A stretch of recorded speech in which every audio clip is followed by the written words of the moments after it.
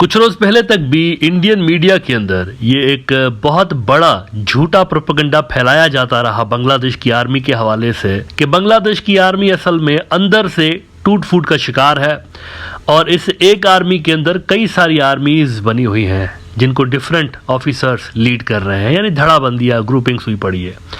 कुछ ग्रुप्स जो है वो अवामी लीग के करीब माने जाते हैं बकौल इंडियन मीडिया के, कुछ ग्रुप्स जो है वो बीएनपी के करीब माने जाते हैं और कुछ जमात इस्लामी के करीब माने जाते हैं।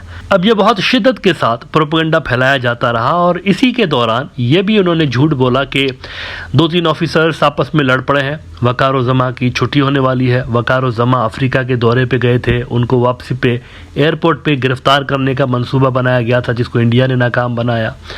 और जनरल फैज़ुर रहमान साहब हाउस अरेस्ट हैं क्योंकि उन्होंने वकार और जमा का धड़न तख्ता करने की कोशिश की थी। ये सारी खबरें इंडियन मीडिया के अंदर छापी गई। उसके बाद बांग्लादेश की आर्मी ने एक के बाद एक स्टेटमेंट्स जारी की और उन्होंने कहा कि ये तमाम खबरें जो है वो झूठी हैं। बल्कि ये भी हुआ कि एक ही न्यूज़ आउटलेट के लिए उन्होंने 2-2, 3-3 स्टेटमेंट्स भी जारी किए, सच एज इंडिया टुडे। उनके लिए उन्होंने एक महीने के अंदर मार्च के अंदर ही 2 मरतबा स्टेटमेंट जारी की कि ये झूठ बोल रहे हैं। इस तरह की खबरों के ऊपर उन्होंने स्ट्रांगली रिएक्ट किया था बांग्लादेश की आर्मी ने कि हमारे अंदर कोई ग्रुपिंग नहीं है और तमाम जो मिलिट्री है वो मुत्तहद है।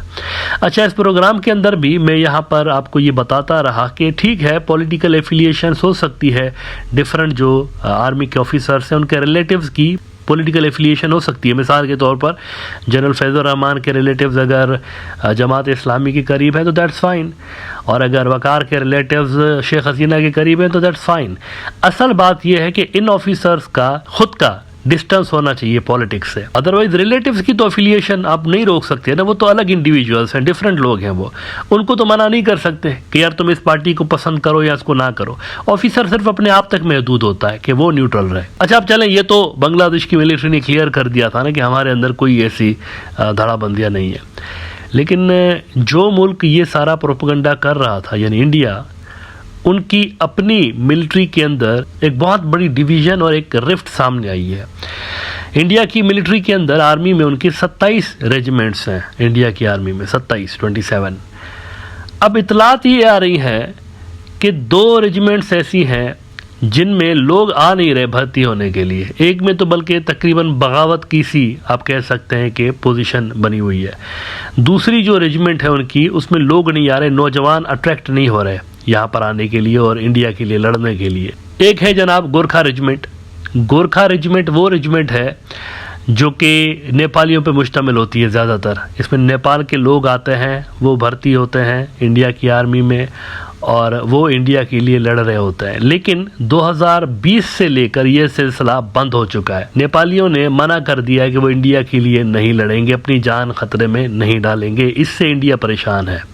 एज अ रिज़ल्ट हो ये रहा है कि गोरखा रेजिमेंट को लोग नहीं मिल रहे, शॉर्टेज इस रेजिमेंट के अंदर देखी जा रही है। द ट्रिब्यून ने रिपोर्ट किया, अक्टूबर 2024 की ये खबर है। Gorkha rifles reunion focuses attention on declining strength as Nepal ban on recruitment continues. There has been no recruitment of soldiers from Nepal since 2020। नेपालियों ने बैन लगा दिया था कि हम नहीं जाएंगे इंडिया के लिए, हम अपनी क्यों जान खतरे में डालें। तो ये रेजिमेंट उनकी धपड़धूस होने के किनारे पे पहुंची हुई हैं। हर साल रिटायरमेंट्स हो रही हैं, नई भर्तियां नहीं आ रही यहाँ पे इतनी, तो इनको वहाँ पर वो परेशानी है कि ये रेजिमेंट पता नहीं रहेगी फ्यूचर में, नहीं रहेगी, क्या बनेगा इसका। लेकिन इसके अलावा एक और इनकी बहुत बड़ी और पुरानी रेजिमेंट है और बड़ी मशहूर रेजिमेंट है, वो बहुत बड़ा प्रॉब्लम फेस कर रही है। वहाँ पर बगावत वाली पोजीशन क्रिएट हुई पड़ी है, वहाँ पर भी रिक्रूटमेंट नहीं हो पा रही। लेकिन वहाँ जो रिक्रूटमेंट नहीं हो पा रही, इसके पीछे वो वजूहत नहीं जो कि गोरखा रेजिमेंट को फेस करनी पड़ रही है। वहाँ पर तो नेपाल ने बैन लगाया ना अपने शहरियों के ऊपर। लेकिन ये जो दूसरी रेजिमेंट है ये प्योरली इंडियन रेजिमेंट थी, इंडिया के अंदर से रिक्रूटमेंट होती थी, लेकिन यहाँ पर भी रिक्रूटमेंट स्लो हो चुकी है। उसका नाम है पंजाब रेजिमेंट। बड़ी मशहूर इनकी रेजिमेंट है, बड़े बड़े ऑफिसर्स इन्होंने प्रोड्यूस किए हैं, काफ़ी हाई लेवल के ऑफिसर्स इनके रेजिमेंट ने प्रोड्यूस किए हुए हैं। लेकिन पिछले काफ़ी अरसे से लेकर क्राइसिस का शिकार हो चुकी है ये रेजिमेंट भी, और अब हालत यहाँ तक पहुँच चुकी है कि लोग नहीं मिल रहे इस रेजिमेंट में आके इंडिया के लिए लड़ने के हवाले से। लोग नहीं मिल रहे, पंजाबी नहीं आ रहे, इंडिया के जो पंजाबी हैं वो यंगस्टर नहीं आ रहे यहाँ पर फौज के अंदर।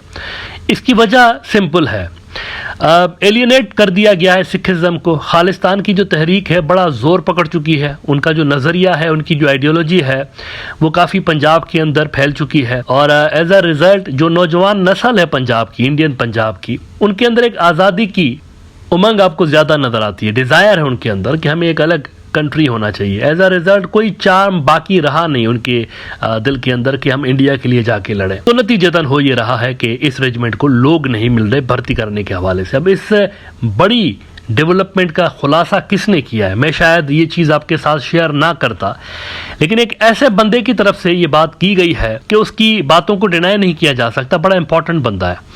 इनका नाम है भगवंत मान। अब भगवंत सिंह मान कौन है? ये पंजाब का चीफ मिनिस्टर है, इंडियन पंजाब का चीफ मिनिस्टर है। इसने कहा कि मुझे रेजिमेंट के टॉप के बंदे ने बताया कि कुछ करो, बंदे नहीं मिल रहे, ये रेजिमेंट मर रही है हमारी, बंदे नहीं मिल रहे, यहाँ पर नौजवान आ नहीं रहे।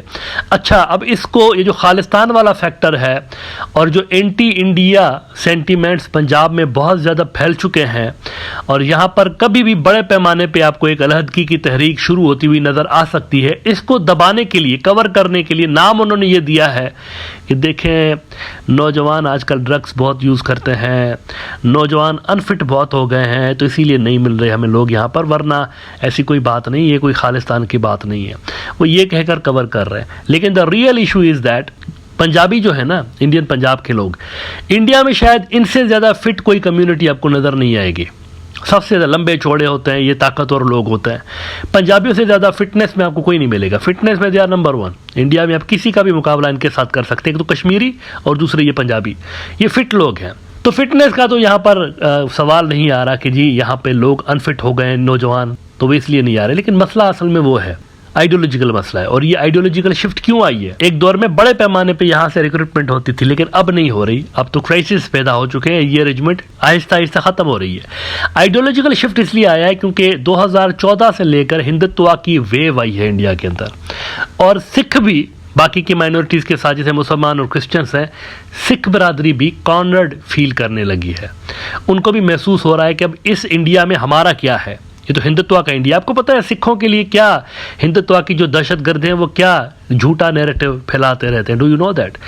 वो कहते हैं ये जो सिखिज्म है ना, ये कोई अलग रिलीजन नहीं, ये हिंदुइज्म की एक्सटेंशन है। ये हिंदुत्ववादियों का बिलीफ है, उनका मानना है, ये हिंदुइज्म की एक्सटेंशन है। और सिखों को इसलिए क्रिएट किया गया था ताकि हिंदू धर्म की और हिंदू लोगों की रक्षा की जाए। ये उनका मानना है, ये उनका माइंड सेट है कि इनको सिर्फ लड़ने के लिए, बाकियों के लिए लड़ो हमारी वजह से। और ऐसा होता भी रहा है। 1940s का जो डेकेड था उसमें काफ़ी लड़ाइयाँ हुई हैं सिखों की मुसलमानों के साथ। हालांकि उसमें इनका कुछ भी नहीं था, इनके लिए कुछ भी नहीं था वहाँ पे। 1947 से पहले जो लड़ाई हुई, बाद में भी जो होती रही हैं, उसमें इनको सिर्फ झूठे लारे लप्पे देकर यूज़ किया जाता रहा कि तुम्हें हम ऑटोनॉमी दे देंगे, तुम्हारा जो इलाका होगा ऑटोनॉमस होगा, खुद मुख्तार आज़ाद इलाका होगा, पंजाब का होगा, इंडिया की डोमेन के अंदर, लेकिन आज़ाद होगा, ऑटोनॉमस होगा। लेकिन वैसा तो कुछ भी नहीं हुआ। उल्टा पंजाब को तोड़कर 3-4 टुकड़े कर दिए गए उसके। ये हिमाचल प्रदेश, ये सोकाल जो आप हरियाणा, इस तरह की रियासतें देखते हैं, क्या है? पंजाब है ये असल में। पंजाब है, तोड़ा गया है पंजाब को। सबसे ज़्यादा ज्यादती अगर किसी के साथ हुई है ना कश्मीरियों के बाद, तो इनके साथ हुई है। इनकी तो ज़मीन ही तोड़ के इनकी स्ट्रेंथ को कम कर दिया गया। अच्छा जी, आखिर में आपको रेफरेंस इस खबर का दिखा देता हूँ। इंडियन एक्सप्रेस ने रिपोर्ट किया है कि migration drugs leading to fewer Sikh regiment recruits, Bhagwant Mann. He said there are several reasons for the poor response to the recruitment drive for the Sikh regiment. The primary reason, he said, is migration, but added that there is also a reluctance to join the army under the Agnipath scheme. Recently, the head of Army's Western Command met me. He told me a very worrying thing and I was saddened to hear this. Actual reason इसके पीछे जो है वो खालिस्तान के लिए पंजाब के अंदर बढ़ती हुई सिंपैथी है, हमदर्दी है, जिसकी वजह से लोग यहाँ पर नहीं आ रहे रिक्रूट होने के लिए। तो देखें, वहाँ पर तो एक इमेजिनरी किस्म की डिवीजन बांग्लादेश के लिए इन्होंने क्रिएट करने की कोशिश की ना, कि फौज के अंदर कोई मसला चल रहा है, लेकिन इंडिया में वाकई में मसला चल रहा है। और अब नौबत यहाँ तक आ गई है कि उनको लड़ने के लिए नौजवान नहीं मिल रहे जो कि इंडिया के लिए लड़ सकें।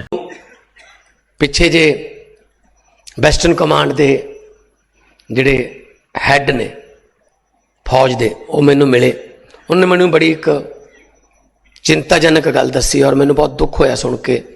वो कहंदे जी साडी हैल्प करो, ਸਿੱਖ ਰੈਜੀਮੈਂਟ ਵਾਸਤੇ ਸਾਨੂੰ ਭਰਤੀ ਹੋਣ ਲਈ ਬੱਚੇ ਨਹੀਂ ਮਿਲ ਰਹੇ। ਸਿੱਖ ਰੈਜੀਮੈਂਟ ਖਤਰੇ 'ਚ ਹੈ ਜੀ। ਦੇਖੋ ਕਿੰਨਾ ਬਹਾਦਰੀ ਦਾ ਇਤਿਹਾਸ ਹੈ ਸਿੱਖ ਰੈਜੀਮੈਂਟ ਦਾ, ਤੇ ਅੱਜ ਭਰਤੀ ਹੋਣ ਲਈ ਬੱਚੇ ਨਹੀਂ ਮਤਲਬ ਲੱਭ ਰਹੇ।